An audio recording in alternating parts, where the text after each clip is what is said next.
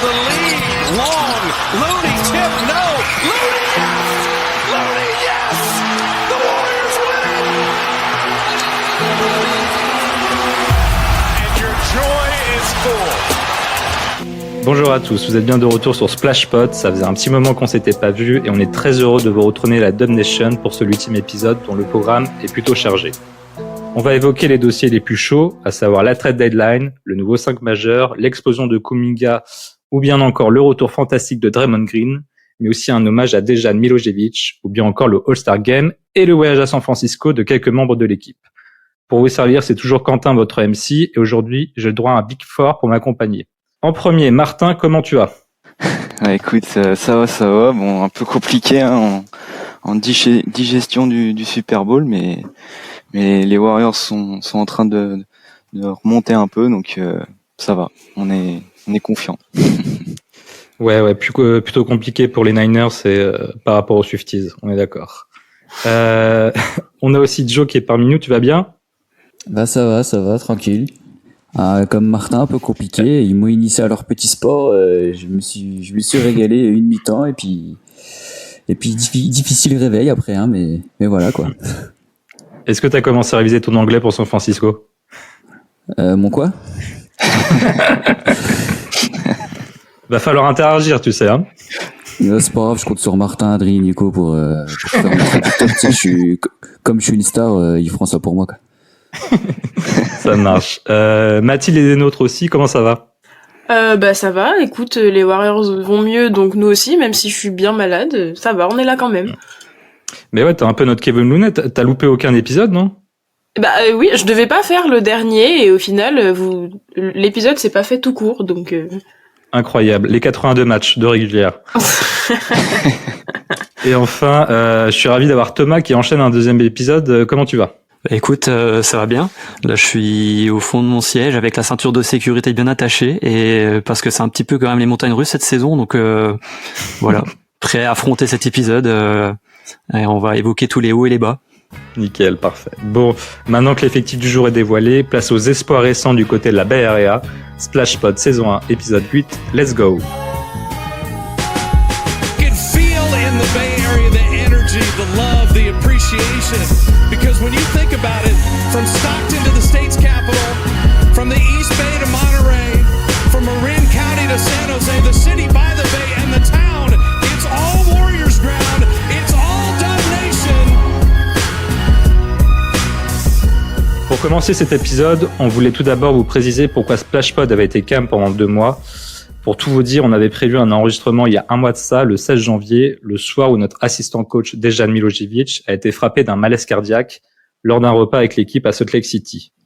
Il succombera à cette attaque et il était évident qu'on n'allait pas parler basket ce soir-là. C'était ni le moment, ni l'endroit, puis le cœur n'y était pas tout simplement. Il y a eu une semaine de deuil puisque la NBA a très justement annulé les matchs des Warriors, puis un hommage a été effectué au Chase Center contre les Atlanta Hawks. Un hommage très vibrant, très difficile à regarder aussi. Sa famille était présente, ce fut un beau moment, mais dur. L'équipe, qu'avez-vous à dire sur cette disparition tragique et comment ça vous a touché ? Choqué, hein. Je pense que c'est un peu le mot. Quand on a la première info que Dejan, a eu un souci, on se dit, on espère que c'est pas trop grave, mais on comprend vite que c'est quand même très grave.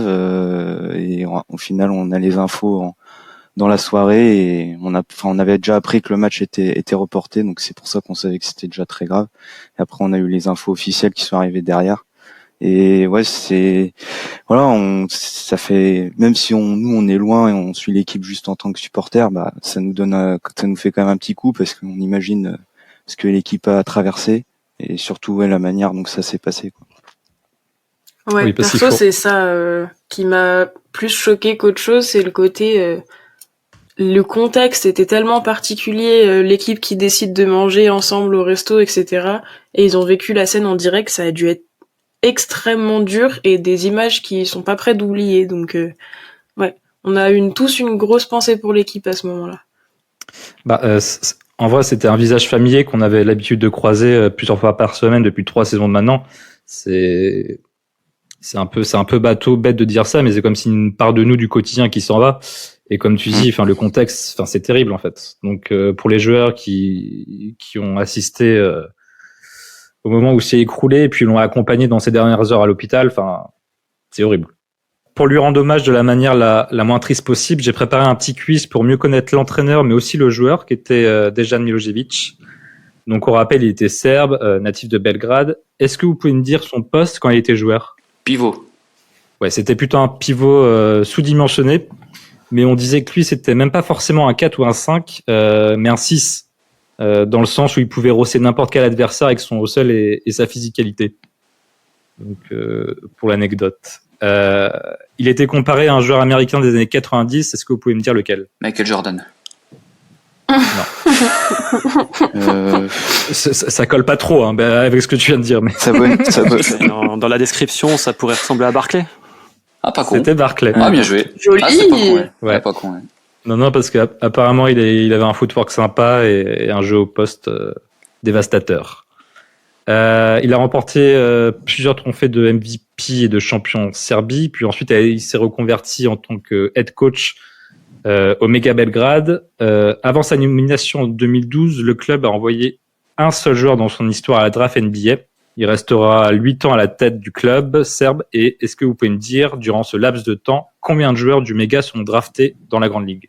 Ouais, il y a déjà Jokic déjà, je pense, non? C'était le premier, oui. Je dirais de tête comme ça, 5 ou 6. Il y a une dizaine. Oh non, c'est trop. Ouais, c'était 11. Ah ouais? C'était 11. Ah oui, j'étais 5 ou 6. Ah oui, je suis loin en fait. Donc c'est plutôt hallucinant quoi. Donc dans toute l'histoire du club avant son arrivée, il y a un seul joueur qui est, il en envoie 11.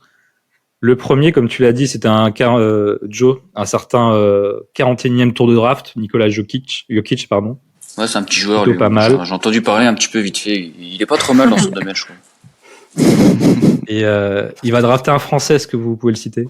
Luau Cabarro. Ouais, TLC. Ah, bien Joli. joué. Et moi, c'était une question, c'était sur les 11, il y a combien de pivots? Parce que vu que c'est un ancien pivot qui aime bien les pivots et qui travaille beaucoup avec les pivots, savoir combien il y avait de pivots dans les joueurs qu'il avait envoyés à la draft. Ça, Je réponds à ta question par une question, c'est beau quand même. Hein.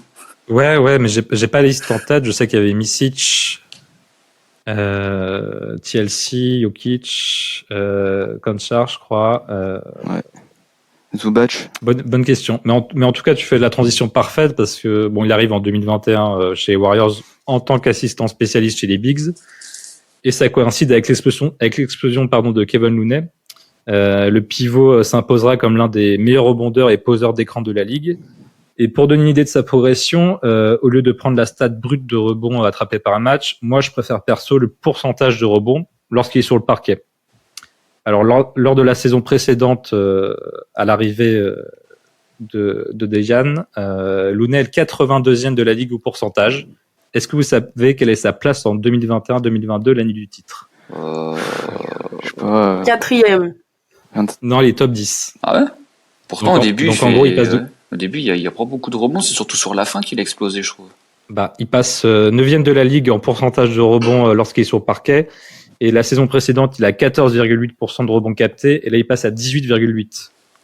Donc là, tu vois le travail vraiment, je pense, de Dejan Milojevic, qui était en plus un pivot un peu undersized, comme Kevin, finalement. Bah, surtout Même que Kevin, de base, c'est même pas un pivot en plus. C'est un espèce de 4.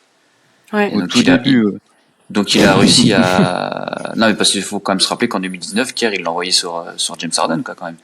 Ouais, mais il jouait 4. Mais 2019, je crois, ou 2018, je sais plus. Mais ouais, il jouait 4, mais ce qui est fort quand même, c'est qu'il a réussi à en faire un pivot assez solide finalement. Alors ok, on peut dire ce qu'on veut offensivement, c'est Kevin Boufflet comme dirait Nico, mais c'est vrai que sur les rebonds, défensivement, sur les aides et tout, ouais, il a vraiment réussi à en faire un vrai bon pivot solide, quoi.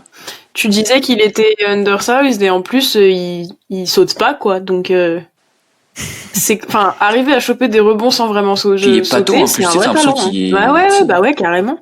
C'est du placement, ouais. Ouais. Et tu le vois courir sous le terrain ou dans le vestiaire pour aller sous le terrain, il va à la même vitesse, le type.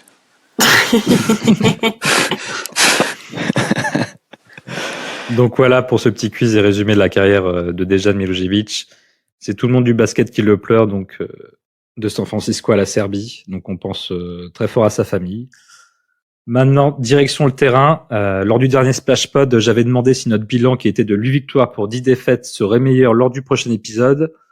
Tout le monde était confiant dans le fait que ça ne reflétait pas notre niveau de jeu plutôt encourageant. Résultat des courses, les Dubs sont à 50% avec 25 victoires pour le même nombre de défaites et une 10e place à l'ouest. Bah, du coup, on avait raison. Durant notre... Non, alors moi, je vais juste rajouter, je veux dire aux auditeurs, parce que moi je suis toujours quelqu'un de cash qui dit la vérité. Vraiment, hein, on a attendu d'avoir un bilan positif pour faire un pod. Comme ça, on avait. Voilà.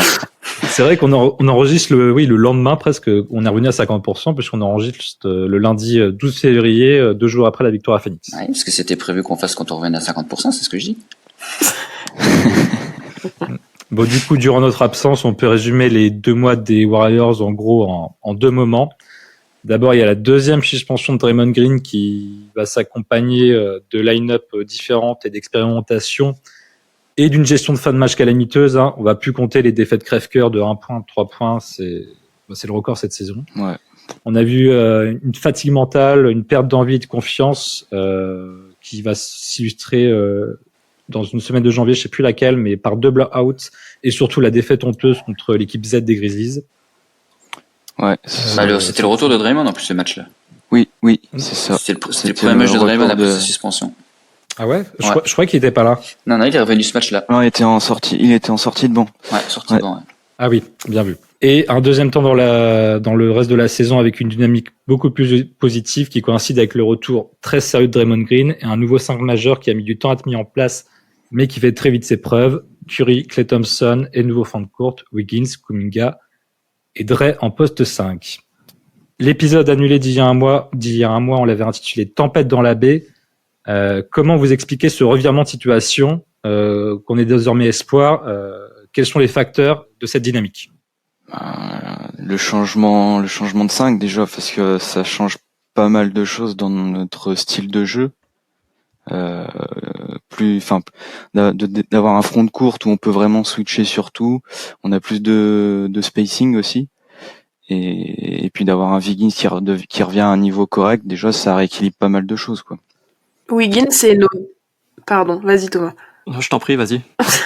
Pour moi, c'est Wiggins et nos cadres d'une manière générale, en fait, qui sont beaucoup plus focus depuis le retour de Draymond. Steph le premier, d'ailleurs. Et avoir Steph, Dre, Wiggs qui sont vraiment focus et concentrés, bah, en fait, tout de suite, l'énergie de l'équipe, elle change complètement. Et on l'a dit depuis le début de saison, le problème, c'était le 5 majeur, c'était nos cadres, en fait. Et quand ils arrivent à changer ça, c'est toute la dynamique de l'équipe qui change complètement. Pour moi, là, si on veut, en prenant même de manière plus large, c'est l'état d'esprit en fait qui a changé. C'est l'intensité qu'on met dans le jeu. C'est vraiment ça, c'était vraiment l'intensité. En fait, quand tu as les 5 joueurs qui sont impliqués comme en ce moment, ça participe à l'effort collectif et ça va t'impacter ta défense. Après, ça va te lancer le jeu rapide. On va avoir un jeu de mouvement de ballon qui va être plus fluide et donc ça va découler sur de l'adresse. On n'est plus dans cette espèce de déprime un peu qu'il y avait au mois de janvier, ou même Steph, en fait, c'est inhabituel ça, mais même Steph, on le voyait plus sourire sur le terrain. Et le fait que le leader de l'équipe, le leader du collectif, déjà se remettre dedans et remettre lui aussi de l'intensité et un peu de sourire aussi dans son jeu, bah ça a déteint un petit peu sur tout le monde, je trouve. Ouais, complètement. Qu'est-ce que vous pensez exactement de ce nouveau front de courte? Du coup, Wiggins, Kuminga et Dre en poste 5. Qu'est-ce que ça permet à notre défense et à notre attaque aussi? Ça permet, en fait, ouais, voilà, c'est ça, c'est lié aux deux, parce que du coup, sur les 10 derniers matchs, là, ça fait 10 matchs c'est passé avec cette line-up, et sur les 10 derniers matchs, on est 7e à la pace, donc sur le rythme de jeu, alors que sur le début de saison, on était, avant ces 10 derniers matchs, on était 12e. Donc déjà, on a un jeu qui est beaucoup plus rapide, donc qui correspond plus à notre style de jeu depuis qu'on a le Big Three. Et en défense aussi, on a un defensive rating qui a complètement explosé. Là, on est 3e sur les 10 derniers matchs, alors qu'on était très très loin avant. On est même 20e, je crois, sur la stat générale de la saison. Et sur les points marqués en contre-attaque, du coup, ce qui apporte via la bonne défense, on était 30e de la ligue depuis le début de saison. Et là, sur les 10 derniers matchs, on est 14e. Donc, en fait, tout est lié, quoi, par ce changement de line-up, quoi. Complètement. Il y a aussi l'absence de Sipifu qui doit bien aider pour Également. la pace, mais mon avis, moi, c'est avec Wiggins et Kuminga et Wiggins qui n'est plus le cadavre de Wiggins, on a de la défense sur le périmètre, sur le pick and roll, et qu'est-ce qui se passe quand on fait des stops? T'as de la pace, t'as de la transi, en gros t'as l'ADN de la dynastie, et en plus de ça, t'as un gars élite de chez élite sur l'open court qui est Jonathan Kuminga. C'est à partir de là, la cohabitation entre Kuminga et Wiggins, elle tiendrait. Son retour de patron, il a arrêté son comportement autodestructeur là. Il s'est responsabilisé, il est devenu le connecteur, le coordinateur défensif qu'on connaît. Parce que je sais pas si vous vous rappelez, mais Steve avait déjà tenté la line-up avec les deux ailiers, avec Kuminga et Wiggins, et ça marchait pas du tout à son absence. Le plus-minus c'était moins 45, un peu dans le genre. C'était une catastrophe. Ouais, c'est dramatique. C'était ignoble, alors que c'était tout ce qu'on attendait, mais... Et puis son retour, ils sont passés à plus 120 ensemble sur le terrain. Ouais, c'est le jour et la nuit, hein. C'est complètement fou. Bah, le connecteur, c'est Draymond Green, de toute façon. Non, mais c'est Ça sûr. l'a Ah oui. toujours été, hein.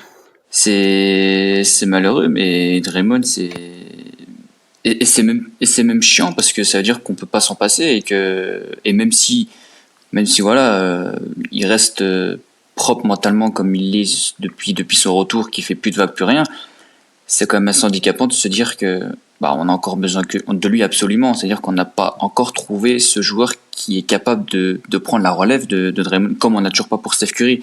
Pour Steph Curry, c'est encore différent parce que c'est un joueur tellement générationnel, un joueur trouver son successeur, ça va être très compliqué.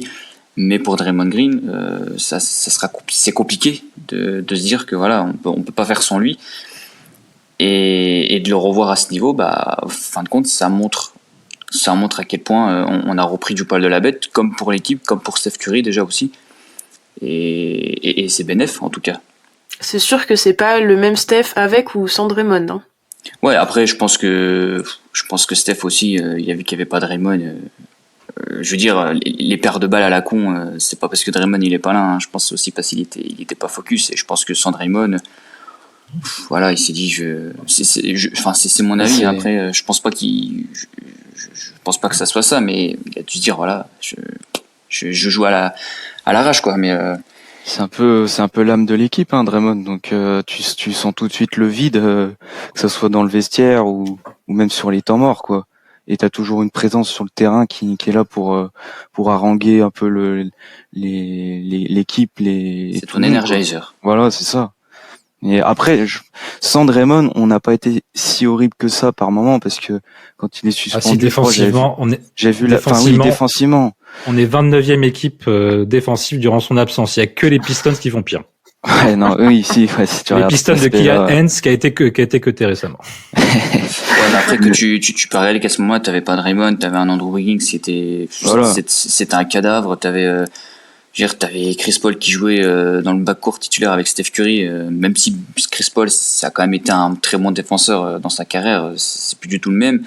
T'avais Klay Thompson qui était un petit peu atteint à cause de son slump, donc il se rongeait tellement mentalement qu'il oubliait de défendre. Donc il y avait énormément de facteurs à prendre en compte.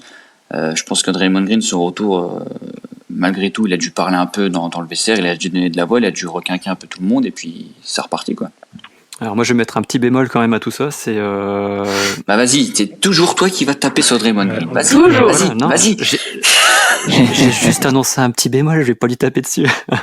Non, mais le bémol que j'allais mettre justement avec tout ça, c'est que en fait on évoquera la trade deadline plus tard, mais moi j'attendais un pivot ou en tout cas un intérieur qui puisse venir aider Draymond.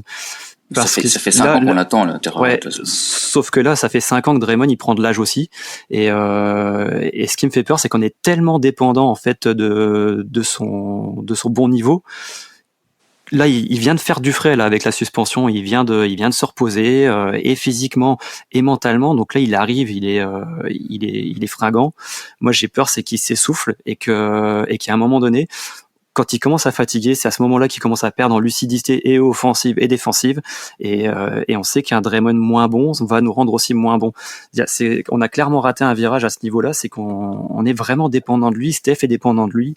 La philosophie du jeu des Warriors, elle passe par lui. Et le système qui est mis en place, en fait, pour Curry n'aurait jamais pu être possible si Draymond n'était pas là. Et on n'en est jamais encore sorti de tout ça. Ah oui, mais en même temps, ça marche. La pace depuis que Draymond est revenu, c'est génial. Ouais, mais Ça pour combien de temps? Et attends que Chris Paul revienne, tu vas voir comment elle va être encore mieux. Oui. L'enfer. On va discuter Chris Paul plus tard. Et Thomas, pour rebondir, tu penses pas qu'on l'a déjà dans le roster, le pivot qui peut aider Draymond? Trey Jackson Davis. Si, Ah ouais, mais- il pourrait aider. Après, pour l'instant, complément de on le Draymond, voit quoi. pas. Ouais, en complément, mais pour l'instant, on le voit pas encore beaucoup, quoi. Ah ouais, mais du coup, c'est ça. Et si tu fais un trade et que tu ramènes un pivot, mais qui joue pas plus, au final, on tourne en rond, quoi. Ouais, après, ma question, c'est est-ce que du coup, un pick 57 doit te rendre contender? Ah, c'est ça. C'est vrai. Il y a Après, Kevin ouais, avec c'est- pour alterner. Looney est toujours là et ça lui fait du bien de passer sur le banc. Et voilà. Et Kevin d'ailleurs, Kevin, le fait d'avoir 10 minutes de temps de jeu comme ça, je trouve que c'est bénéfique pour lui. D'ailleurs, c'est Oui, c'est son largement. rôle de base. Hein. Normalement, là, il est vraiment dans le rôle qui lui était destiné.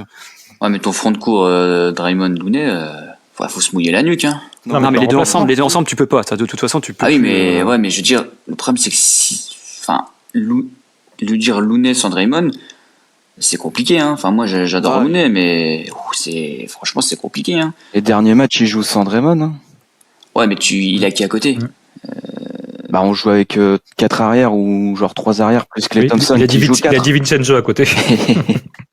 Ça aussi, c'est compliqué parce que Looney, si déjà aussi tu le mets pas tu le mets pas avec une bonne line-up parce qu'il y a des joueurs que tu trouves pas forcément bons cette année parce que les line-up sont pas adéquates aussi. Saric, c'est un très bon joueur, mais dès que tu le passes en 5, c'est catastrophique. Non, bah oui. Donc, Mais Looney, je le trouve moins horrible quand t'as 4 joueurs vraiment mobiles autour. Enfin, Draymond est mobile, mais la défense le respecte pas trop à 3 points, même si cette année, ouais, il est à 40%. Mais quand t'as 4 joueurs qui courent un peu de partout autour et qui sont des menaces à 3 points, moi, ça me gêne moins Oui, de avec l'avoir. Pods, Lester, Saric, Voilà. ça colle là. Il joue que 10 Carrément. minutes sur les 10 derniers matchs. Saric, il joue que 14 minutes de moyenne. Donc, moi, je trouve, ouais, voilà, on a diminué les minutes, mais leur rendement est bon par rapport aux minutes qu'ils ont. Donc, ça. Très bien. Je voulais revenir sur Wiggins.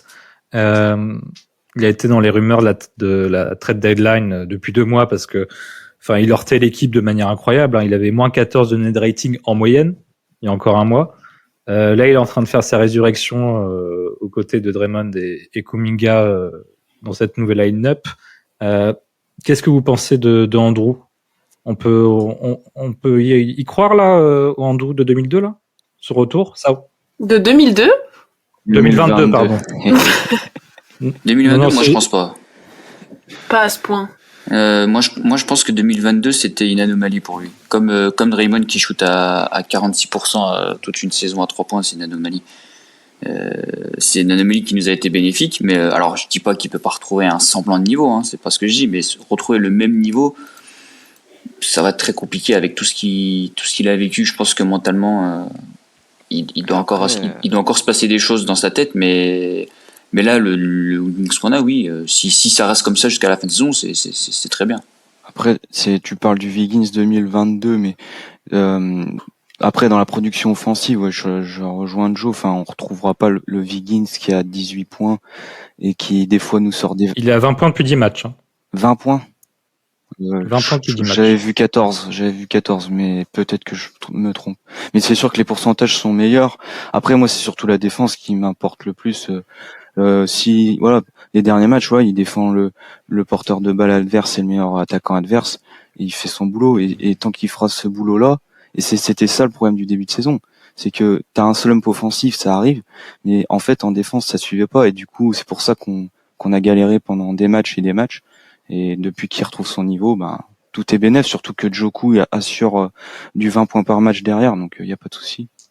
On avait un fantôme qui jouait pendant 30 minutes par match, quoi. Voilà, Enfin, c'était injouable, en fait. c'est ça. T'avais c'est horrible à dire, mais un plot dans le sens où il t'apportait ni d'un côté ni de l'autre, et t'étais obligé de le faire jouer 30 minutes.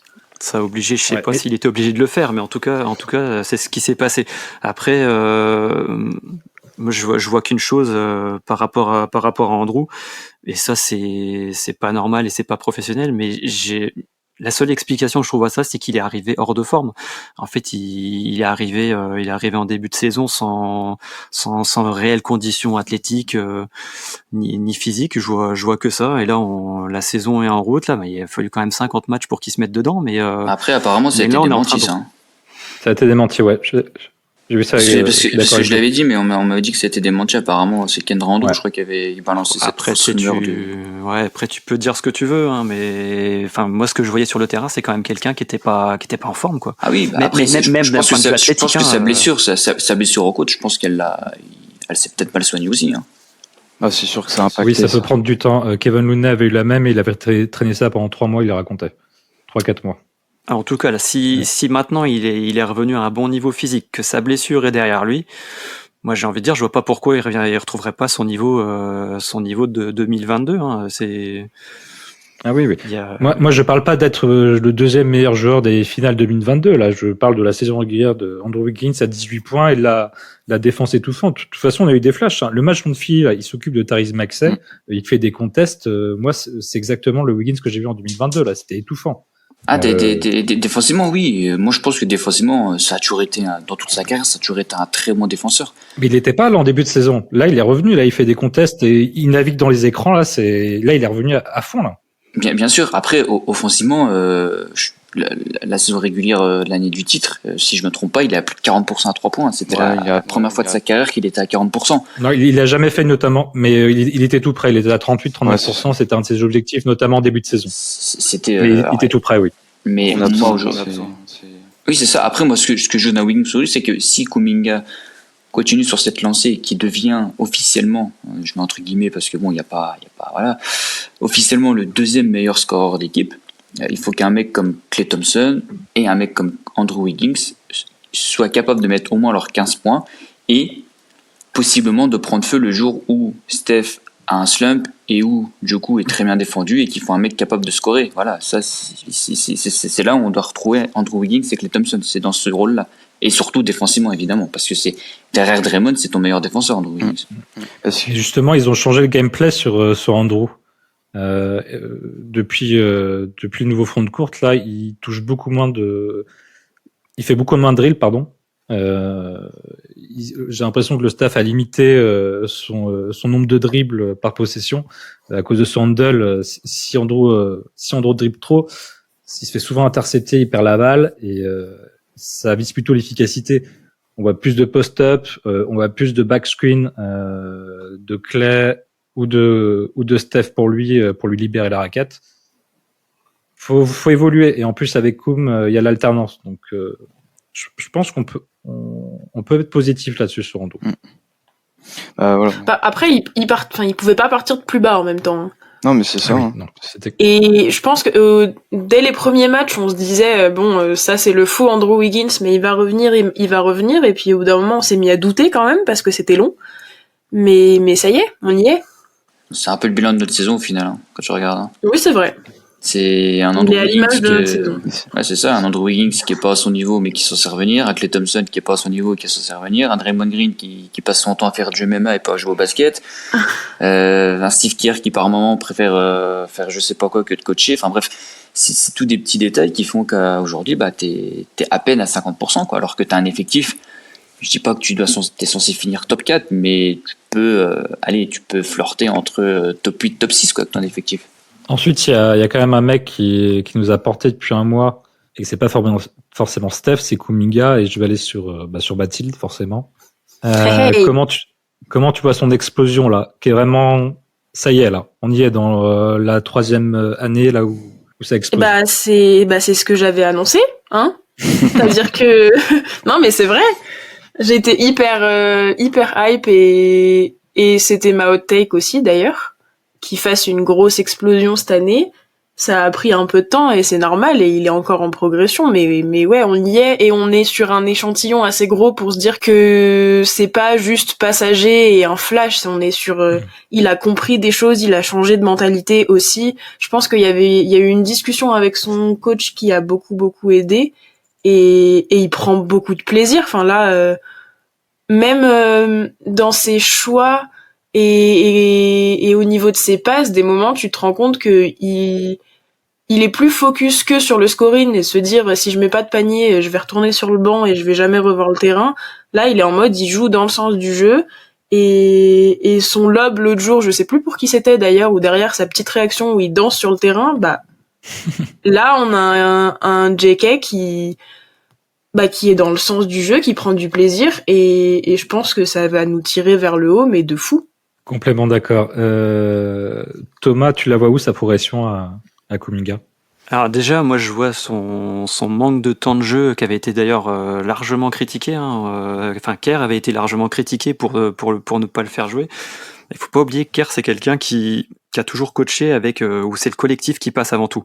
T'as une somme de talents et qui jouent ensemble, qui s'articulent ensemble, mais c'est le collectif avant tout. Il faut qu'un joueur il soit en capacité de pouvoir amener au collectif avant de penser à lui-même. Je pense que ce qui s'est passé avec Kuminga, c'est qu'à un moment donné, lui, il a pensé plus à il s'est dit que c'est en performant et en faisant des stats qu'il allait pouvoir avoir du temps de jeu. Et en fait, il prenait le problème complètement à l'envers. Et je pense que le déclic qu'il y a eu ces derniers temps, alors soit il a eu le déclic lui-même ou avec son entourage, soit c'est une discussion avec le coach. Mais il a vraiment compris que maintenant, tout ce qu'il fait en fait, et il le fait bien en ce moment, c'est à chaque fois dans le but d'apporter quelque chose au collectif. Et sa progression maintenant, qu'il a compris ça va être d'avoir de la constance, d'être régulier. Moi, je suis d'accord avec ça. Ça vient de Kuminga, mais ça vient de Kerr aussi. Rappelez-vous le Christmas Game, là, où Kuminga est benché tout le 4e quart-temps ou presque les 8 dernières minutes. Ouais. Et c'est là où il y a la déclaration de Jonathan qui dit « J'ai perdu confiance en Steve Kerr ». Là, c'était quelque chose personne n'avait compris pourquoi il était resté sur le banc. Et je pense que c'est venu des deux aussi. Oui, parce que je crois que Steve Kerr l'a dit qu'il avait reconnu qu'il avait peut-être un petit peu bazardé un peu la progression de Kuminga, enfin qu'il a mis peut-être un peu trop de temps à lui donner plus de responsabilités, quoi. Clairement, Je parce pense que là, ils se sont pas compris pendant longtemps en fait. Il y avait un discours qui passait pas soit dans un sens soit dans un autre. C'est Nico qui dit souvent que JK il se voit comme une star et donc il avait, je pense qu'il se disait le temps de jeu lui revenait et qu'il avait les qualités pour jouer plus. Steve Kerr il fonctionne pas du tout comme ça et je pense que le discours était un peu compliqué entre les deux et qu'ils ont fini par se comprendre et je les trouve bien tous les deux, même dans leurs petites interactions, etc. Et je pense qu'ils se sont rapprochés. clairement, parce qu'en fait, Kuminga sur le talent brut et la motion offense, c'est antinomique. C'est Kuminga, il a besoin de free flow, il a besoin de liberté, il a pas besoin d'être dans un cadre et faire des split screens pendant tous les cartons pour libérer Clay ou n'importe qui. Et si je peux me permettre, il avait aussi besoin d'être libéré d'un certain meneur. C'est Pifui. Ok. Ben, je suis désolée, hein, mais ça coïncide aussi. C'est Hein. vrai. Alors que sur ton début de saison, on se disait que l'apport de Chris Paul, ça peut permettre à Kuminga d'avoir beaucoup de passes lobées et de claquer ça en dunk. Ils se sont pas fait beaucoup de passes sur le début de De toute saison. façon, je pense que Chris Paul, il a fait la majeure partie de ses passes à Dario Saric. Bah voilà, Ouais, ça, c'est clair. Les 3/4 des pick and roll, c'était avec Saric, donc. Il faisait Après, l'amour c'est sur le bénéfique terrain, aussi, on peut le mais- dire. Ouais, mais bon. Après, à contrario, l'absence de Chris Paul, ça pénalise Dario Saric qu'on voit de moins en moins. Bah, complètement. Bien vu. Mais Mais on a plus besoin de JK qu'on a besoin de Saric. Ça, c'est sûr. Clairement. Mais le symbole, là, c'est le dernier match contre Phoenix où, dernière possession, 2e et 3e quart-temps, t'as Kuminga qui est sur le terrain, donc, et t'as Steve qui est sur le banc, qui crie aux autres, écartez-vous. ISO, Ouais. dessus de l'espace. Jamais Et t'aurais on imaginé a- ça il y a 2 mois. Il y a quelques scènes où c'est Kuminga lui-même qui demande à Steph ou à Clay, genre, non, bouge, c'est bon, je m'en occupe, je gère. Ah oui, clairement, ils font des plays pour lui et il y a des Ouais. pick and roll inversés avec Steph ou Claire en poseur d'écran, des back screens. Non, je pense que ça y c'est est, toute l'équipe qui a changé de mentalité aussi. Bah, c'est ce que Draymond disait d'ailleurs en conférence de presse où c'est à lui de les porter plus que l'inverse maintenant. Mais en fait, c'est parce Bah, qu'il les porter- il l'a mérité, en les- fait. Et avant, il avait, Ouais. je pense que, et le staff et les cadres, ils voulaient en voir plus de sa part. En fait, il a que 21 ans, en fait, c'est ça, hein, si je dis pas de bêtises. Ouais. C'est 21 ans, il Ah oui, est non, mais hyper c'est- jeune il est encore. Donc, ultra C'est jeune. un bébé. voilà. Et TJD est plus vieux que lui. Hein. c'est encore, Ouais. c'est encore un gamin. Et je pense que du coup, tout ce qui lui arrive là, il fallait qu'il le mérite, il fallait qu'il aille le chercher. Et je pense que et le staff et les cadres pensaient que les efforts étaient pas forcément faits. De toute façon, ce qui s'était passé l'année dernière, la saison dernière, pendant les playoffs, on est un peu là-dedans, dans le coup de gueule qu'avait passé Steph dans la série contre les Kings. Je pense qu'il était un petit peu visé dans tout ça. Et je pense que de part et d'autre, comme tu disais tout à l'heure, Mathilde, tous les partis en fait ont fait des efforts pour se rapprocher. Et c'est peut-être que cette période, c'était peut-être une incompréhension qu'il y a eu entre les deux parties. Elle commence à se régler et maintenant qu'il a gagné il a gagné le droit en fait de pouvoir avoir ses plays. Et on voit C'est que ça. du coup, et le staff et les cadres lui laissent volontiers. Parce qu'en fait, le truc, c'est qu'ils ont voulu, au départ, ils ont voulu trop le fermer dans un type de role player précis, quoi. Alors que Kuminga, Je suis d'accord avec ça. Oui. le matos qu'il a, il lui faut des ballons, il lui faut des plays où c'est lui l'option 1 pendant peut-être 3 minutes quand il joue avec la seconde unit, ou etc. Enfin, il lui faut des ballons, JK, pour exister. Et c'est pas un joueur que tu vas mettre dans une case et qui joue 15 minutes. Oui, il peut faire des hustle plays, il apporte en défense, etc. Mais il faut aussi qu'il se monte sur le terrain. C'est pas un joueur de l'ombre comme Moses Moody. Et maintenant qu'on a compris ça et que ça peut être une future star, bah maintenant c'est parti, quoi. Et moi je Moody, pense c'est que un joueur de l'ombre, bien ombre, hein, bien oui, sombre. en ce moment, oui, voilà. Mais c'était pour comparer. Mais moi, par contre, le petit point qui me fait vraiment plaisir sur ce stretch, c'est les lancers francs. Parce qu'il était à peine à 65%, enfin il était un peu près autour des 65% sur ses premières saisons. Et là, sur les 15 derniers matchs, il est à peu près à 76% au lancer. Et ça change pas mal de choses aussi, parce que c'est un joueur qui provoque beaucoup de lancers. Et s'il arrive à tourner au moins à ces 75%, eh ben ça deviendra encore plus une menace pour les défenses adverses, quoi. Bah, il a dit récemment que personne pouvait le défendre et sur certains matchs, ouais, tu te rends compte que peu importe qui ils envoient, en fait, c'est soit tu fais faute, soit c'est panier, quoi. Voilà, c'est ça. Ah bah, Et des j'ai fois, une c'est stat les deux. pour ça. J'ai une stat pour ça. C'est magnifique. sur les 15 derniers matchs. Donc Kuminga at the rim a été le 4e à tenter le plus de paniers, le plus de tirs, dans la ligue. Et c'est lui qui mène au pourcentage 78,2%. Non, mais C'est ça n'a n'importe aucun quoi. sens. N'importe quoi. C'est incroyable ça, parce que tu vois ses premiers matchs, son début de carrière, il était très très maladroit au cercle. Des fois, il était obligé de faire 3 claquettes pour mettre le ballon dans le panier. Mais maintenant, il a la énormément finition bossé est là-dessus énorme. cet été. Et en fait, pour revenir à ce que tu disais sur les lancers francs, moi-même, sa mécanique, en fait, est beaucoup meilleure, j'ai l'impression. Et beaucoup plus fluide. Et là, Ouais. moi, ce qui me choque le plus, parce que moi, j'étais persuadé, enfin, on le savait tous que il pouvait être, qu'il était élite en drive et en transition. Mais là, ce qui commence à ajouter à son arc, la corde à son arc, là, c'est le mi-distance pour moi. Parce que ça commence à devenir très régulier sur des fadeaways, sur des face-up. Et bref. Le petit fadeaway dans l'axe, là. Ouais. Donc, quand il revient dans l'axe, là. Ouais. Complètement. Donc, pour citer le rappeur Afawan, Kuminga, il a plus l'âge de réclamer, il a l'âge d'obtenir. Oh là. C'était pour toi, Joe. Je pense qu'on a été assez clair sur le cas Kuminga. On va aller sur petite précision aussi pour terminer. Oui, pardon, vas-y. Il a bien progressé au niveau des rebonds aussi. Et tu vois, ça c'est pareil, ça dénote quand même d'un changement de mentalité. Hein. Parce que c'est pour aller le rebond, il faut avoir l'envie d'y aller, quoi. Et ça, c'est vrai qu'il esquivait un peu ça ces derniers sur les mois précédents. Et là, je regardais sur ses stats là, sur ses derniers matchs, il est présent en rebond. Il y a même quelques contres aussi au passage.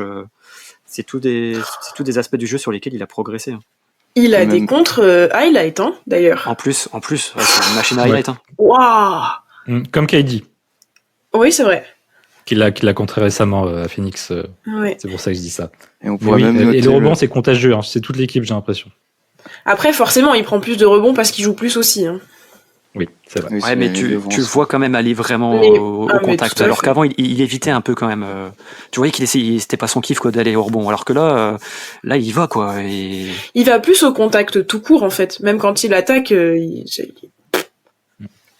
Puis un Oui, petit il n'a pas record des aussi. problèmes de coups de sifflet comme Steph Kuminga. Généralement, la faute est sifflée. c'est vrai. Il faudrait peut-être qu'il lui donne des cours. Aussi, oui. Il y a eu un petit Donc, record il- de franchise aussi. Avec le 11 sur 11. Ah oui, exact. On l'avait oublié, celui-là. Ah oui, Et Ah oui, ouais. le 11 sur 11, Quel match. il égalise le record de franchise de Chris Mullin. de Chris Mullin. Le record de la franchise sur le nombre de tirs marqués sans rater, quoi.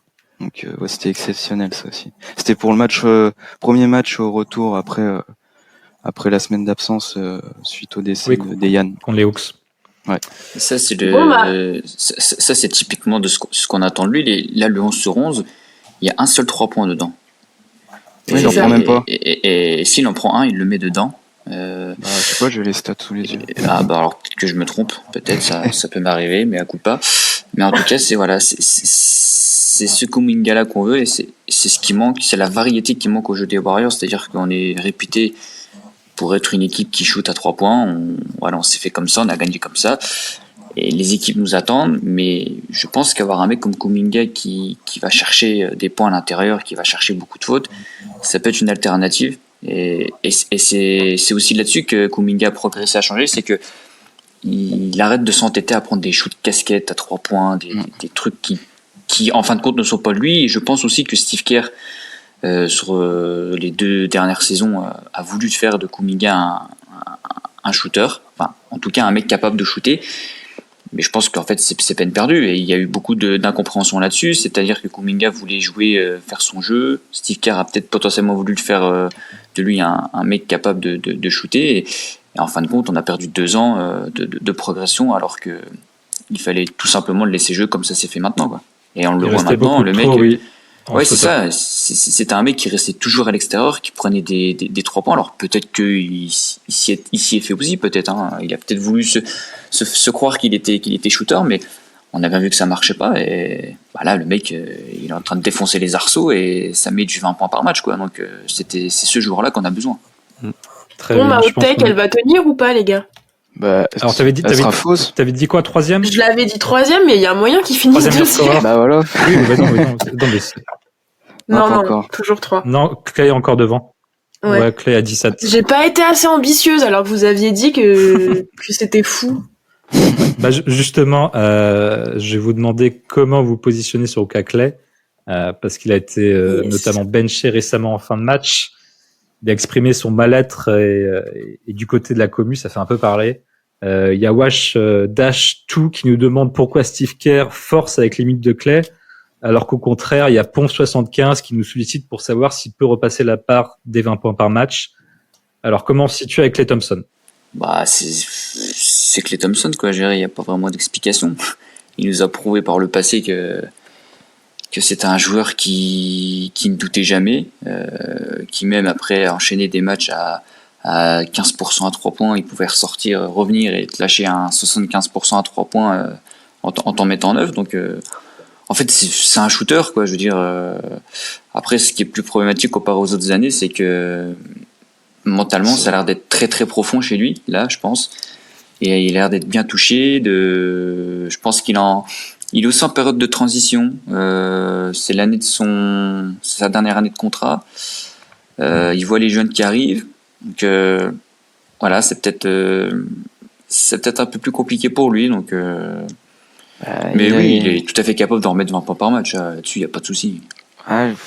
Les 20 points, moi je commence à me poser la question, hein, parce que bon après c'est que la première année d'une grosse chute, parce que tu regardes ses stats, toutes ses stats, c'est pire en carrière. Pourcentage au tir, pourcentage à 3 points, nombre de points marqués, il est presque au même niveau que sa saison sophomore. Et bon après saison rookie il était plus bas, mais c'est normal.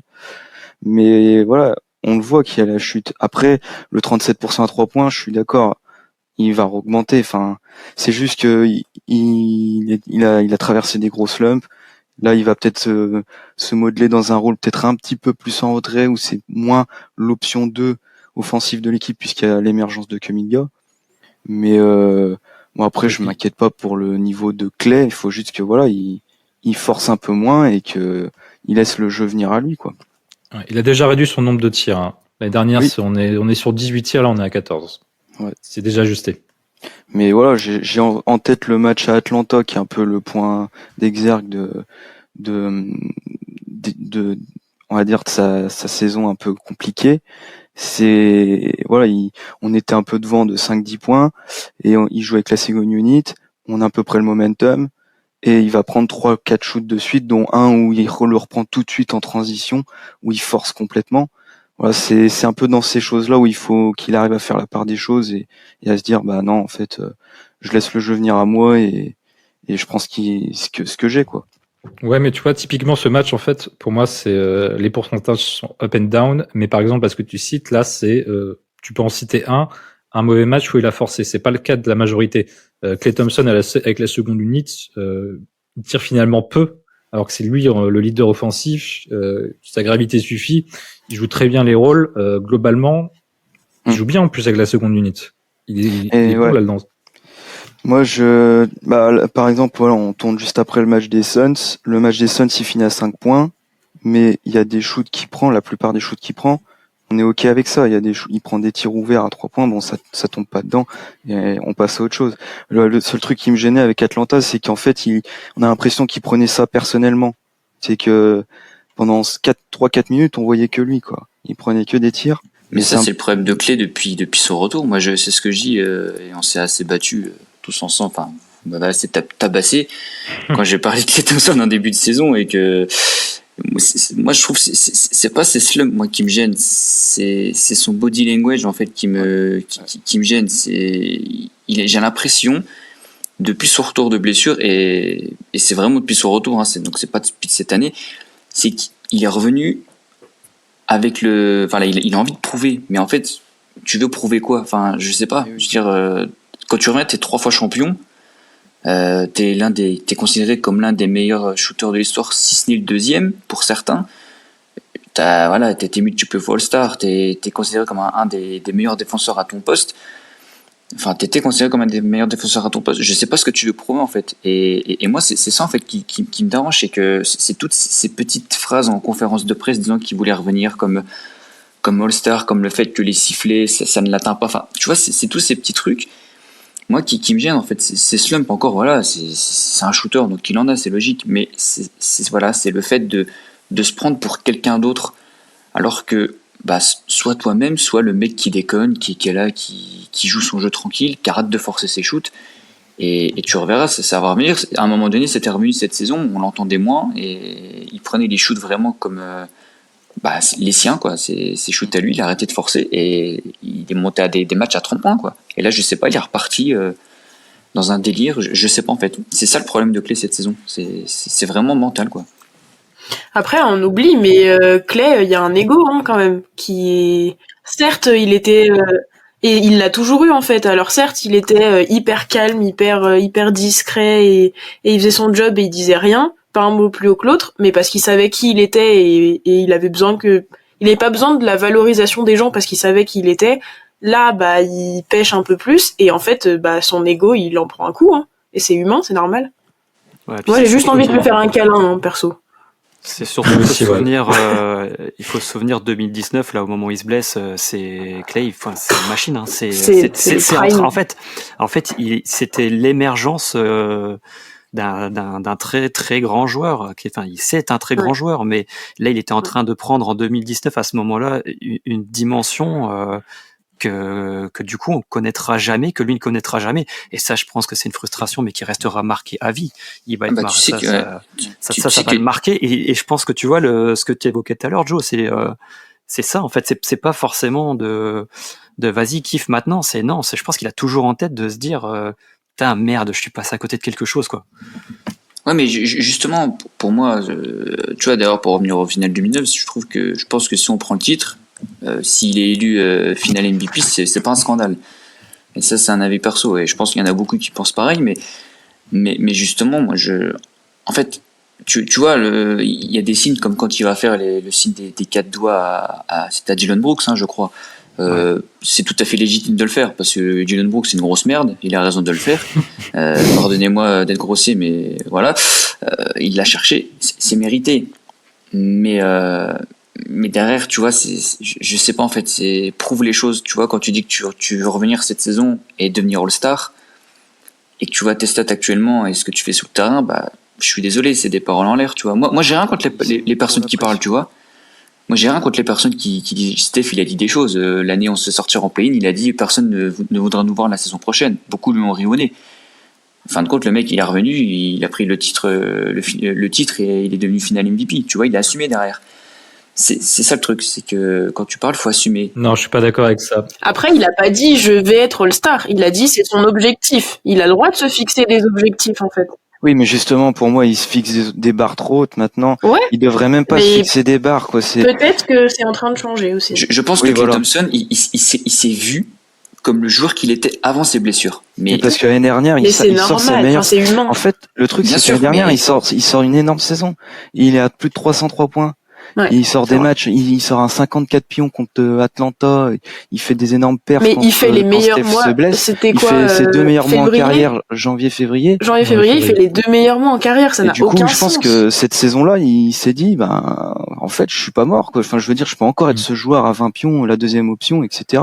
Bon, après, en playoff, ça a été un peu plus compliqué, mais playoff, il était peut-être un peu cramé, donc il s'est dit je vais revenir encore plus fort cette année.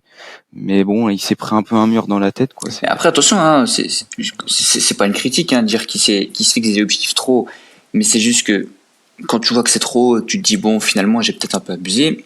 Je sais pas, essaye de changer. Je pense que en fait là, il essaye de forcer en fait pour dire voilà ce que je me fixe, je vais y arriver, alors que bah non, tu vois très bien que c'est pas possible.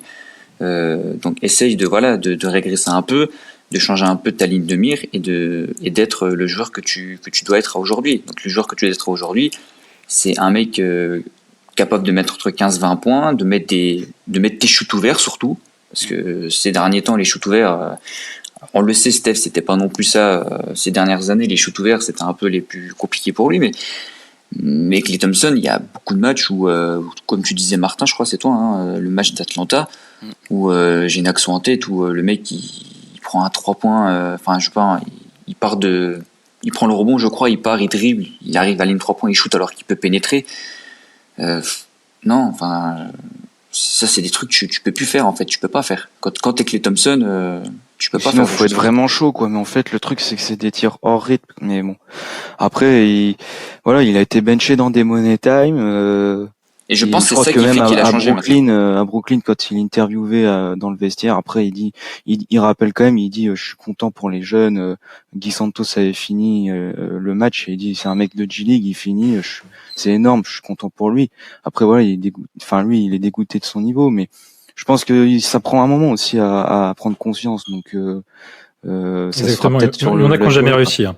Voilà. On pense à Melo. D'ailleurs, il y a une déclaration aujourd'hui de Klay. Alors, je pense que c'est Anthony Slater, l'insider, parce que c'est dans The Athletic. J'ai pas encore eu. Non, c'était The Ringer. C'est, je sais plus le nom c'était pas Slater, mais c'est un mec de The Ringer. Okay. D'accord, pardon. Où il dit que ces derniers jours, il a une révélation. Il mérite de prendre plus de plaisir sur le terrain, malgré sa variation sur les pourcentages et qu'il soit un peu up and down. I deserve to have fun et I deserve to play with swagger.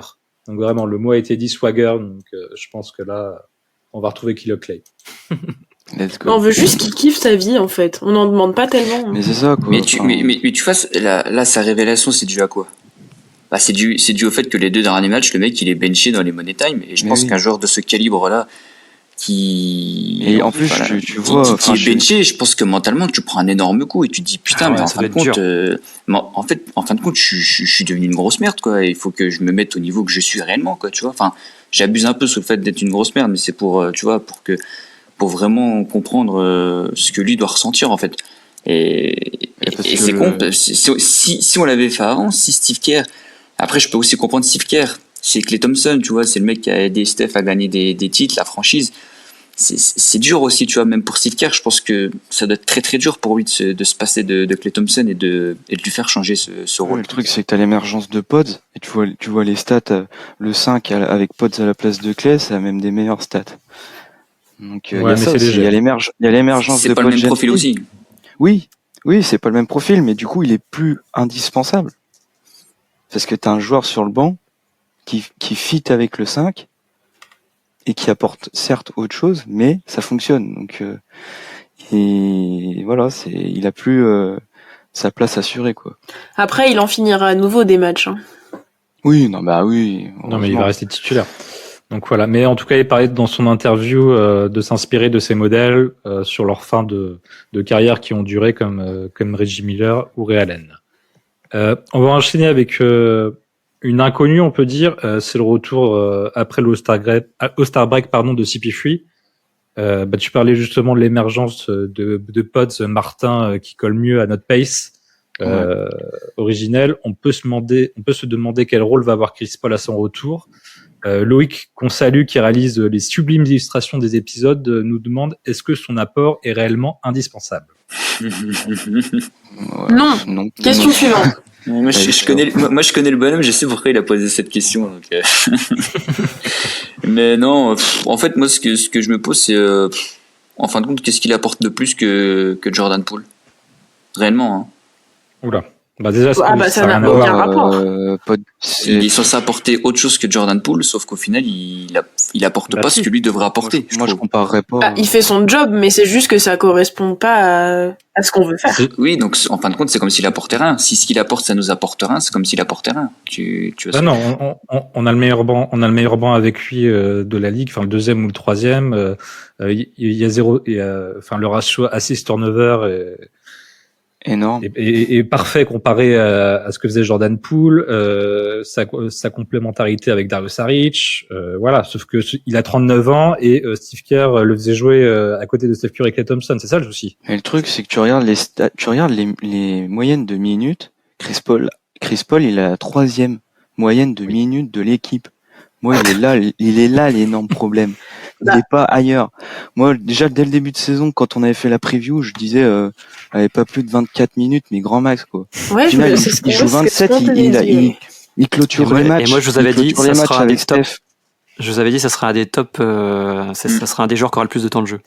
Ouais. Après, attention, on s'était dit qu'il fallait le préserver pour pas qu'il se blesse. En fin de compte, il s'est blessé, c'est même pas une blessure musculaire ou de fatigue, c'est un mauvais coup reçu. Bon, après, il est peut-être vieux aussi, donc les os sont plus très solides non plus, mais fais attention avec cette clôture. Non, mais c'est pour dire ça à réveiller certaines susceptibilités. Non, mais voilà, c'est pour dire qu'on s'est dit le fait de le moins faire jouer, c'était pour le préserver des blessures.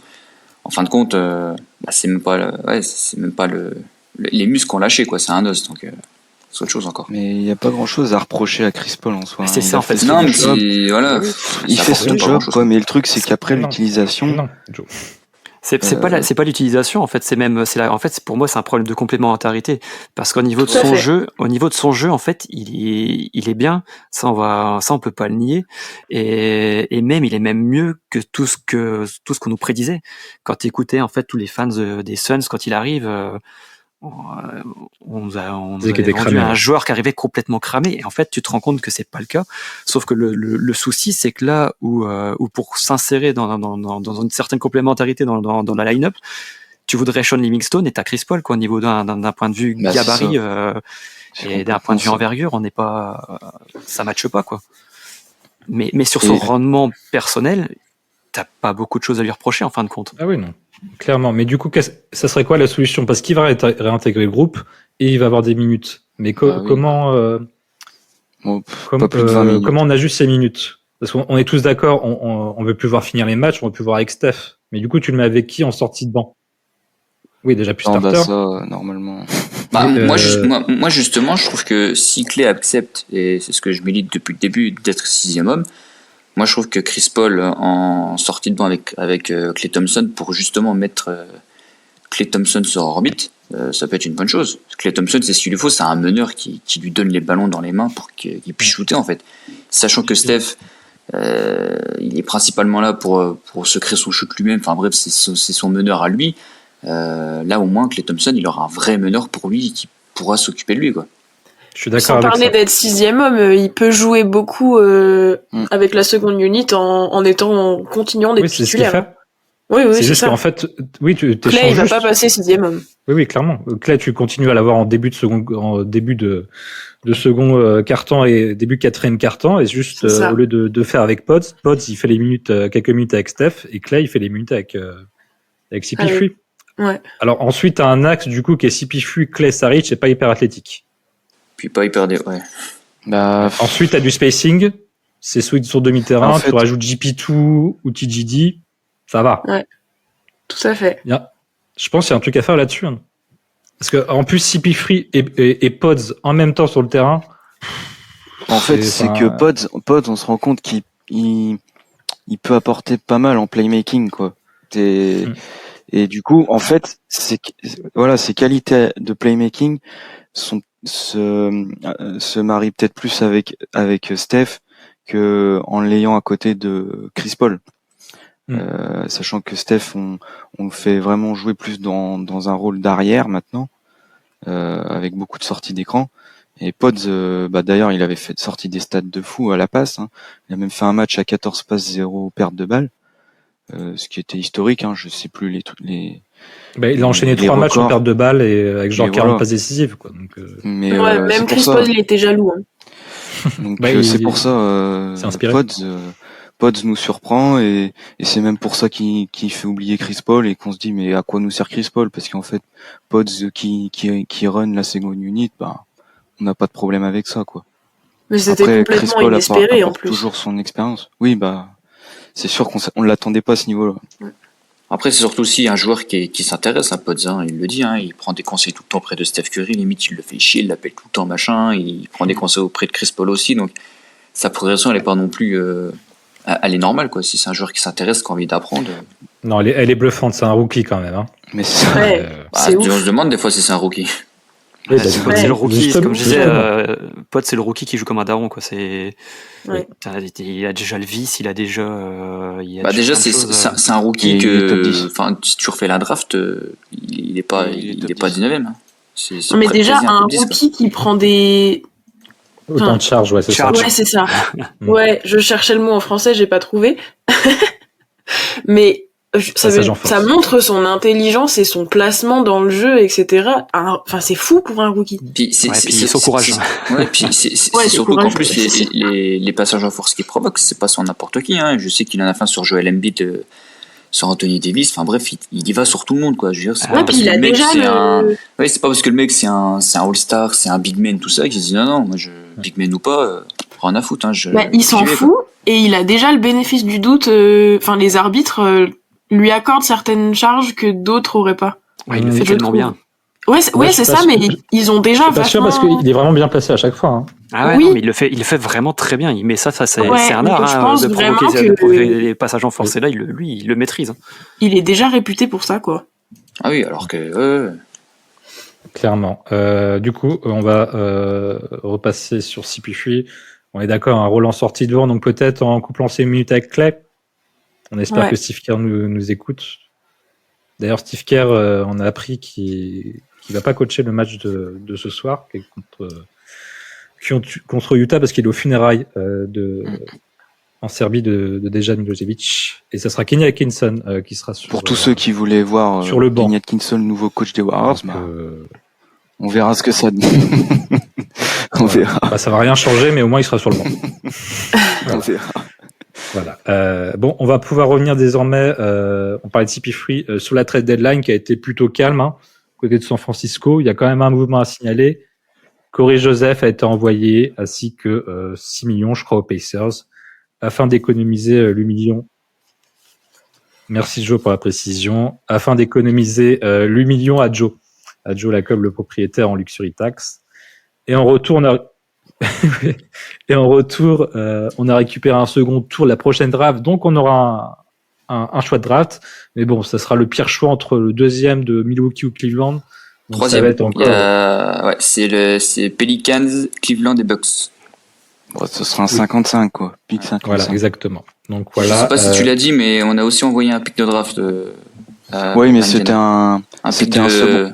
un second tour de Charlotte, puis protégé top 55. Oui. Ouais, voilà. Bon, c'est Voilà. Ce qui va laisser à peu près 15 jours au management pour signer un 14e joueur et compléter l'effectif. Mais je vais vous demander dans un premier temps, est-ce que vous pensez que faire le choix de la stabilité a été le bon choix? on va dire vu la situation. Je pense notamment au cas Andrew Wiggins qui avait été dans des rumeurs pendant longtemps. C'est Oui, on récupère pas Kuzma, je comprends pas. Pourtant, Wizard FR avait dit que c'était le meilleur joueur dans le trade. Non, ne parle pas de ça, s'il te plaît. Pardon, vas-y, Martin. En fait, t'as des joueurs qui ont vraiment sous-performé. Si tu les tradais maintenant, forcément, tu les tradais contre des choses. Contre des qui sont- cacahuètes. Voilà, c'est ça, clairement. Et du coup, là, par exemple, que Wiggins, s'il fait une deuxième partie de saison beaucoup plus correcte, sa cote remonte et ça te redonne d'autres possibilités derrière. Bon, je parle pas de peut-être de trader Wiggins dans le futur, mais à l'heure actuelle, on allait forcément se faire voler. On n'était pas en position de force. Et ça a discuté quand même pendant la deadline. Là, on voit qu'il y a eu zéro move. On se dit, McDonough a rien branlé, mais il y a eu quand même des échanges. Il y a eu des échanges avec Milwaukee dans la dernière heure. Bon, ils voulaient lâcher Portis. Enfin, on n'était pas du tout intéressés. Il y a eu Caruso. Les Bulls, ils voulaient Kuminga. Donc, merci, au revoir. Voilà. C'est ça, quoi. Donc, et on était aussi un peu sur Bogdanovic, je crois, mais il est vite parti au Knicks. Donc, au final, il n'y avait pas grand chose pour améliorer drastiquement le roster. Et voilà, c'est ce qu'a dit McDonough. Ils ont cherché à améliorer la second unit avec un ou deux gros role players. Il n'y a pas eu de solution. Autant rester comme ça et attendre que les joueurs retrouvent leur niveau, quoi. Bah, on va pas se mentir, la seule grosse pièce de valeur qu'on avait, c'était le gars sur qui on ne peut plus s'en passer. Et en fait, à partir de ce moment-là, t'as les mains liées déjà. Voilà, c'est sûr. Non, mais c'est ça. On aurait pu aussi avoir un choix avec le gars qu'on vient de parler précédemment, Chris Paul, Ah bah oui, qui a mais pas une valeur très haute. Ouais, mais- et qui est blessé mais- actuellement. Pff, Bah, en fait, Chris Les- Paul, ce qui était T'envoies intéressant des pics. pour des équipes, c'était surtout pour être cut parce que c'est un, Et voilà. Ouais. il est partiellement garanti, je crois, ou Ouais, l'année non prochaine ne garanti. sera plus garanti. Et donc, ouais, pour une équipe qui veut faire du cap, c'est intéressant, mais au final, c'est quoi sa valeur, quoi? C'est ça qu'il faut se poser comme question. Puis Ouais, je mais pense qu'il est oui, important t'auras pour envoyé des pics Steph, avec. Draymond et tout. Ouais, donc des pics, ça améliore pas ton effectif à l'instant T, quoi. Donc, ça sert à rien, quoi. après, moi, personnellement, j'aurais bien aimé qu'on essaye de trader Chris Paul parce que la situation, c'est aussi compliqué pour enchaîner cet été. C'est que là, cet été, si on garantit le contrat de Chris Paul, on aura pratiquement que dalle pour Il prolonger sera pas Klay garanti. Thompson. Moi, c'est Mais sûr à ouais. 99%. Ouais, Et ben je suis voilà, d'accord. s'il est non garanti, ça veut dire qu'on a balancé tous les fruits du travail de la prolongation de Jordan Poole n'aboutissent à rien, même Après, pas je un pense, second tour de draft. C'est moi, du je pense dumping après que tu salarial. vas pas le garantir. Tu vas pas le garantir, mais tu vas le dégager pour finalement peut-être le reprendre après pour pas cher. Je crois qu'on peut pas. On n'a pas le droit si Tu on peux le pas cut. faire ça On n'a pas le droit de le signer, je crois, si on le cut. Mais Martin, je pense que le move de Jordan Poole, c'est avec le nouveau billet qui est beaucoup plus restrictif. À terme, c'était une saison avec Chris Paul, là, qui va utiliser le cap qui était occupé par Jordan Poole, 30 millions. Et après, tu récupères 30 millions pour rester sous la deuxième apron, qui est la taxe, la deuxième taxe, pour pouvoir re-signer Clay à 20 millions et récupérer la mid-level, etc. Et pour assainir les finances. Oui, je suis d'accord, ouais, mais du coup, au final, on n'a même pas réussi à récupérer un petit pic ou quelque chose, quoi. C'est ça qui m'embête un peu, quoi. Mais après, je comprends la réflexion, quoi. Mais au final, c'est qu'on a lâché Poole qui lâchait des saisons à 20 pions contre Peanuts, quoi. Mais après, ça fait partie du truc, hein, voilà. Clairement, on aurait peut-être, je sais pas, aller pu chercher un gars fort, tu vois, que Dallas a récupéré contre rien. Moses Moody, on n'en a pas du tout parlé, il a plus du tout de rôle dans la rotation quand il y aura tout le monde. Quelle est sa place à Moody? Est-ce que tu peux pas justement coupler un pic avec Moody pour récupérer Gafford ou un profil dans le genre? Voilà. Je pense qu'en plus, Gafford, C'était dernier qu'on leur atteint. C'est justement quand on envoie Jordan Poole à Washington, c'est là qu'on rate le coche avec lui. Après, je pense voilà. qu'en Après, plus, Washington problème. aurait pu être prêt à le lâcher. Hein. Bah, je t'avoue que moi, quand j'ai vu que Jordan Poole partait à Washington, je pensais que c'était le joueur qu'on allait viser. Et après, quand j'ai vu que finalement il était pas dans le package, je me suis dit que c'est que Washington comptait sur lui pour l'avenir et je pensais qu'il bougerait pas.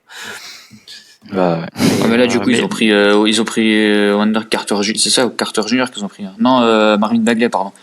Donc, au final, Oui. Gafford, il sert plus trop à grand chose, quoi.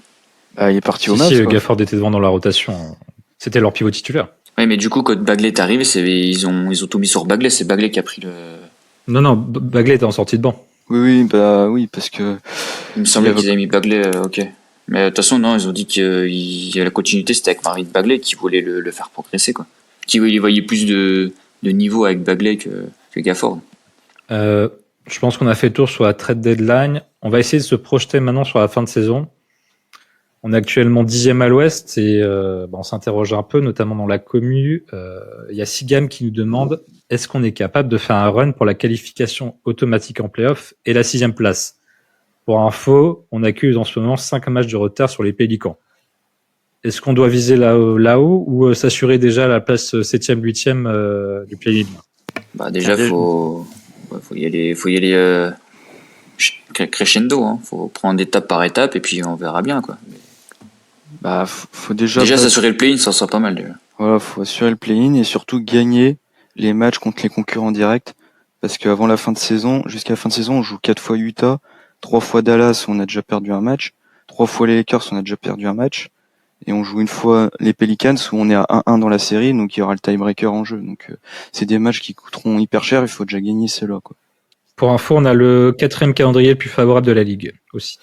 Je pense que est-ce qu'on en est capable, oui. Après, l'Ouest, c'est un enfer, hein. Et quand tu passes la moitié de saison à faire des contre-performances, on risque de le payer hyper cher, hein. Bah, c'est surtout qu'on n'a pas de marge en fait.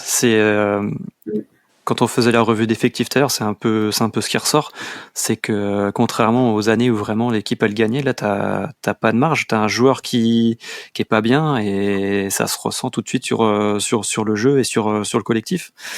Donc la continuité de la saison, là, elle va un peu dépendre du niveau de forme de tout le monde. Comme disait Martin tout à l'heure, il y a beaucoup de joueurs qui ont sous-performé. Si maintenant tout le monde joue à son niveau, il n'y a pas de raison que ça le fasse, mais tu es dans cette incertitude-là de savoir est-ce qu'on arrivera à avoir déjà tout le roster en même temps opérationnel sur ses deux pieds, et est-ce que tout le monde va enfin jouer à son vrai niveau? Ouais, parce que là, il reste 32 matchs pour les Warriors.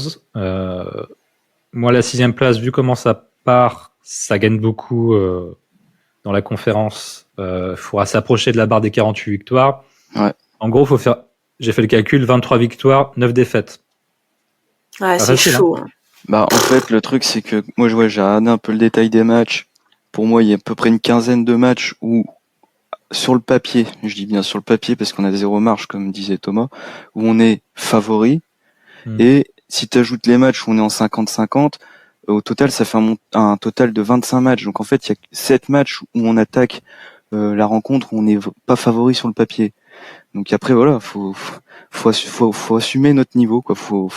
Si on assume notre niveau, on peut peut-être prendre 20 victoires, mais voilà. Pour moi, il faut faire au moins 20 victoires si on veut finir entre 7-8, et il faudra aller chercher 23-24 victoires pour finir 6e, quoi. À titre de comparaison, l'année dernière, même période, on était en 26-24. La différence dans tout ça, c'est que cette année, on est la 6e meilleure attaque de la ligue. L'année dernière, on était la 2e meilleure attaque de la ligue. Niveau défensif, c'est kiff-kiff, on est à peu près sur les mêmes standards. Après, si vraiment on veut vraiment remonter au classement, il faut que tu sois fort et que tu sois impactant dans un des deux domaines. L'année dernière, on voit que par rapport aux autres équipes en attaque, offensivement, on était bien. Et cette année, on est un peu moyennasse en attaque. Et en défense... on est top 10 depuis le nouveau fond de courte. Voilà, c'est ce que j'allais dire. Là, il y a les motifs d'espoir qui étaient évoqués tout à l'heure. Et faut confirmer. C'est ça. Après, faut dire que les mecs, ils ont rompu tout le début de saison, donc ils ont encore du jeu à donner, en vrai, hein. On a joué pas mal de matchs dans le Money Time aussi, hein. Ouais, on aurait pu avoir quelques victoires en plus contre OKC, les Kings, etc. C'est surtout que tu regardes notre saison, il y a des matchs, ça joue à rien, hein. Là, les Kings, tu perds d'un point. Le match d'après, tu perds d'un point en double overtime contre les Lakers. Je crois qu'on en perd 7-8. Mais c'est l'histoire de notre saison, ça. Oui. Ok, ici, Et t'as Steph qui met un game winner et il reste 800ème, t'arrives à te prendre 3 fautes derrière parce que Draymond il fait le con. Enfin, je veux dire, tu perds vraiment des fois sur autant des matchs, tu te fais exploser, tu te fais bousiller et c'est mérité. Autant là, il y a Mais des matchs. il y en a très peu sur la saison, hein. On a dû Euh, jouer 35 matchs clutch sur la saison. Donc clutch avec un écart de moins de 5 points dans les 5 dernières minutes. Je crois que je compte 3 blowouts et encore, il y en a un, c'est un petit blowout. Il y a 2 gros blowouts là en janvier que tu parlais tout à l'heure, c'était les Raptors et les Pelicans, où c'est vraiment des gros blowouts. Mais sinon, il y a eu une petite défaite contre KC, je crois, de 15, peut-être un peu plus de 15 points. Sinon, ouais, c'est vraiment des défaites, c'est moins de 10 points, quoi. Donc, De toute façon, on est en 2-10, on est en 2 victoires, 10 défaites sur les matchs à une possession, qui se terminent à une possession d'écart. Donc voilà, Mais ça montre un vrai problème. Hein. faut Ouais, passer à mais la suite. d'ailleurs, il y a une différence sur le dernier match. Phoenix, il reste 3 secondes et demie. Steve Kerr, il prend temps mort. Temps mort. Mais oui, merci. J'ai tellement pensé à toi, Quentin. ah, c'est le fameux match contre les Kings, on prenait pas le temps mort, c'est ça? Mais ouais. Qu'on nous a soutenu qu'il n'y avait pas besoin de prendre temps mort, que ça sert à rien. Mais non, t'as pas besoin de prendre temps mort là. Attends, à ce moment-là du match, les gars, ils savent ce qu'ils ont à faire. C'est des joueurs NBA. Si on revient sur ce détail-là, pour moi, il avait pas besoin de prendre temps mort. Mais prendre temps mort, ça veut dire que la défense des Kings, tu te la laisses se mettre en place, alors que là, t'arrives à un peu la surprendre. Et c'est des joueurs NBA. bah, Les mecs, évidemment, ils savent ce qu'ils ont à faire.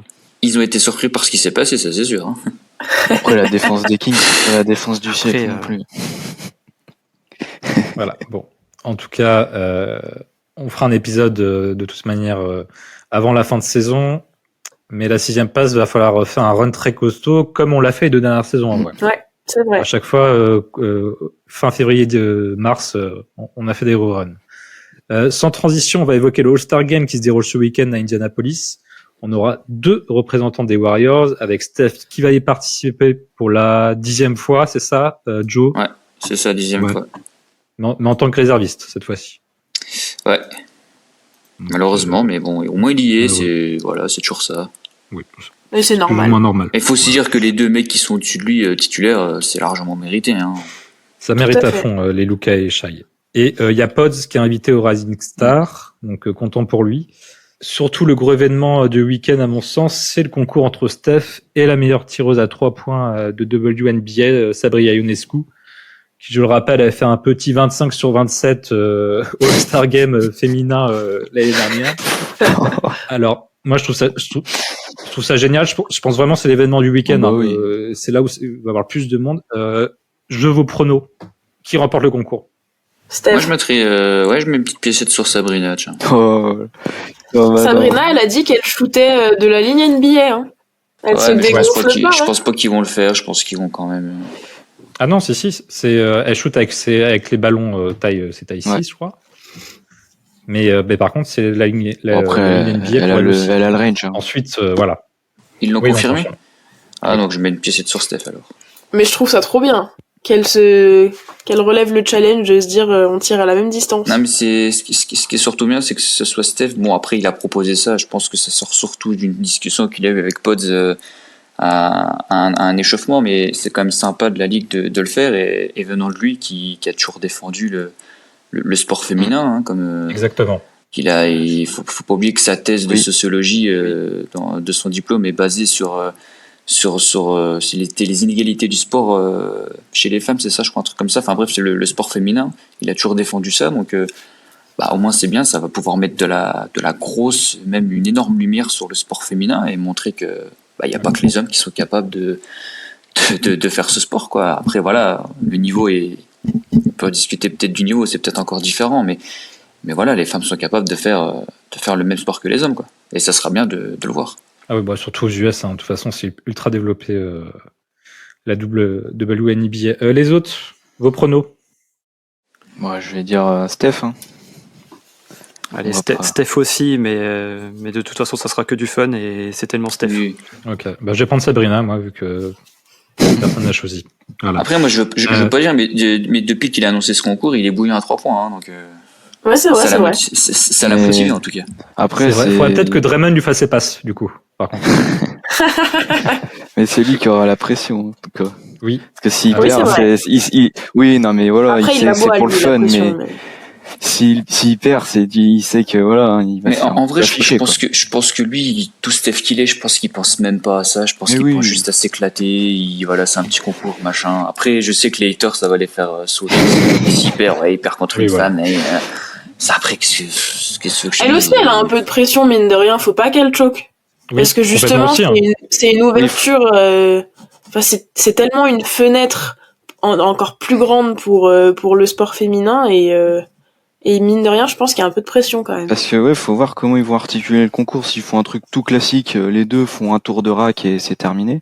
Parce que des fois, dans un vrai concours, t'as le premier tour et t'as Ouais. la finale.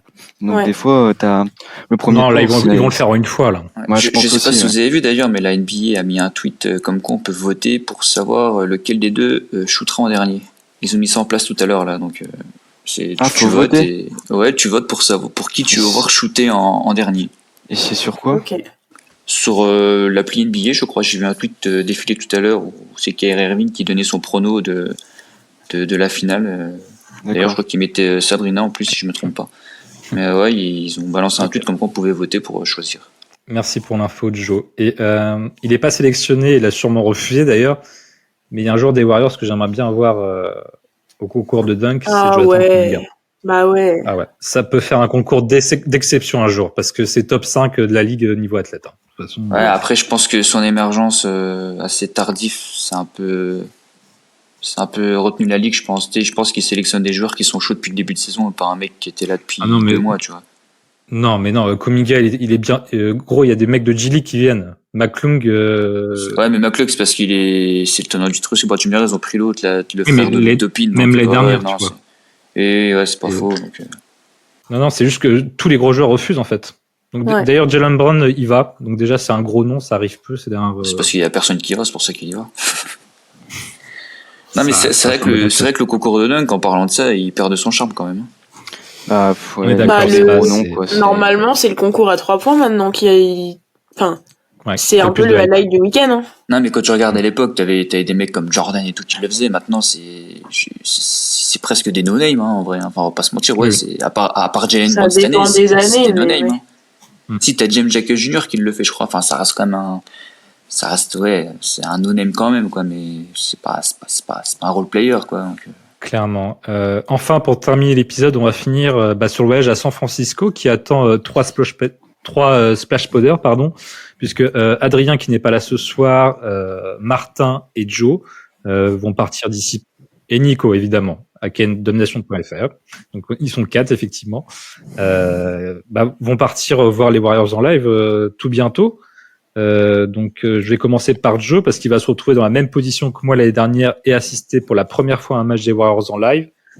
Comment t'appréhendes cette semaine? J'imagine que tu penses qu'à ça. ouais, en vrai, j'ai hâte.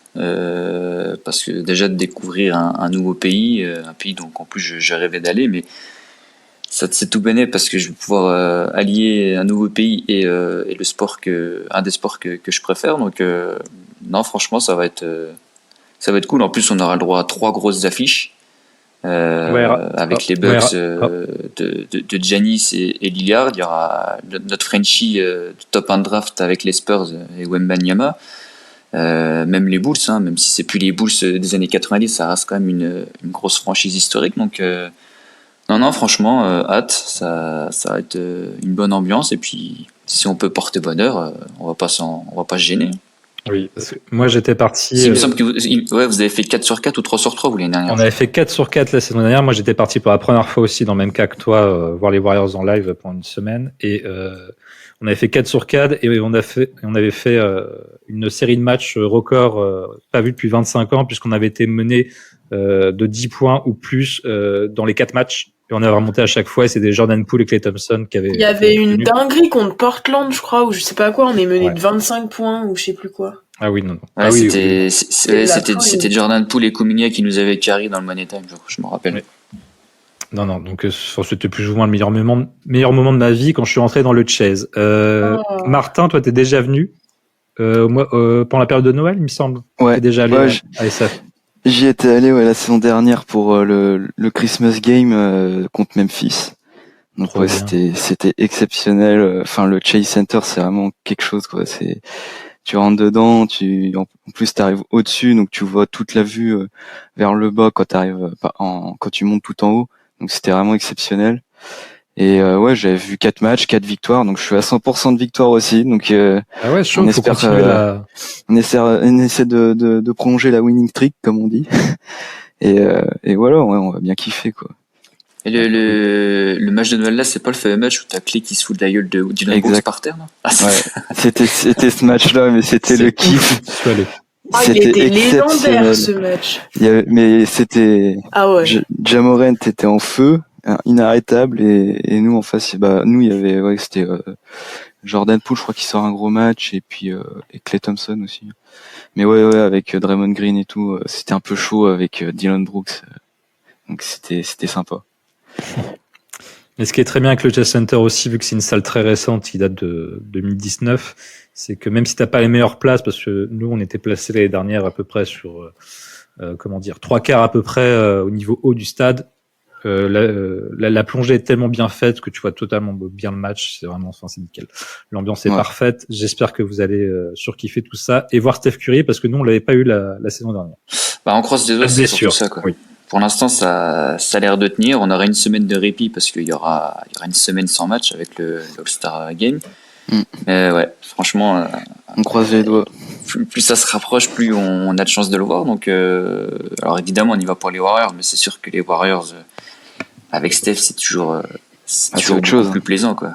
De toute façon, toi sur stephcurry.fr, Martin sur Warriors Area FR aussi, vous allez nous faire vivre le trip, j'imagine. Ah oui, à fond. On partagera tout ça. Vous nous spammez, on veut toutes les photos. Exactement. Et Nico avec Dub Nation FR, lui qui reste un peu plus de temps, qui va avoir quelques affiches. On va finir là-dessus pour ce soir. On remercie les hommes de l'ombre. Loïc pour les covers, Nico toujours le même pour le montage, et les autres qui n'ont pas pu être là ce soir. N'oubliez pas de vous abonner à la newsletter qui est disponible toutes les semaines sur l'actualité des Warriors et à nous faire des retours sur cet épisode. Je pense qu'on se reverra d'ici un bon mois. Ça sera l'occasion notamment de faire un retour sur votre voyage. Je vous laisse un dernier mot, l'équipe, pour la fin. On espère une victoire de Steph quand même au concours, faut qu'il assure. Après la pluie de beau temps pour la fin de saison. Allez, très bien. Allez, à très vite la Donation. Night night. Oui, allez Kansas. Waouh.